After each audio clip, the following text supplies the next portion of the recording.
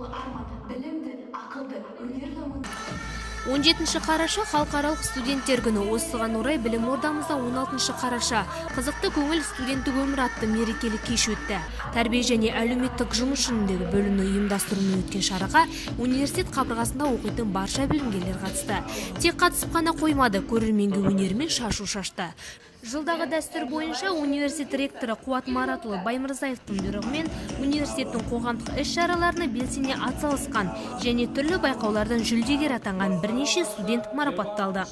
Ілияс Жансүгіров атындағы Жетісу мемлекеттік университетінің академиялық мәселелер жөніндегі проректоры Қалдияров Данияр Алтайұлы белсенді қоғамдық қызмет үшін төсбелгі грамоталармен табыстады. Баршамыз Ілияс Жансүгіров атындағы Жетісу мемлекеттік университетінің студентіміз ғой.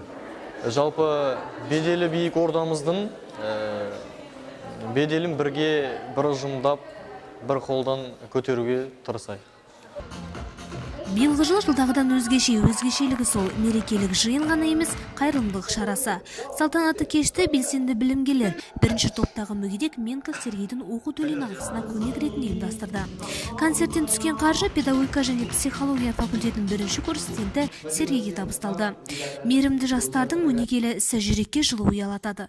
Мың бұралған биші, әуезді әнші көрерменге мерекелік көңіл сыйлады.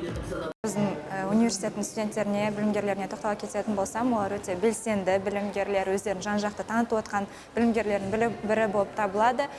Осы жыл бойы атқарған еңбектерін бүгін мұны университетіміздің ректоры Қуат Баймырзаұлы өзінің қолымен алғыс хатымен марапатталғалы отыр. Мен ойымша бүгінгі күні осы алғыс хаттарды шынымен де өзінің еңбегінің нәтижесінде алып отыр деп ойлаймын, және де ары қарай да оларға творчестволық табыс тілеймін. Тек қана осымен шектеліп қана қоймай, одан да үлкен жетістіктерге жете берсін.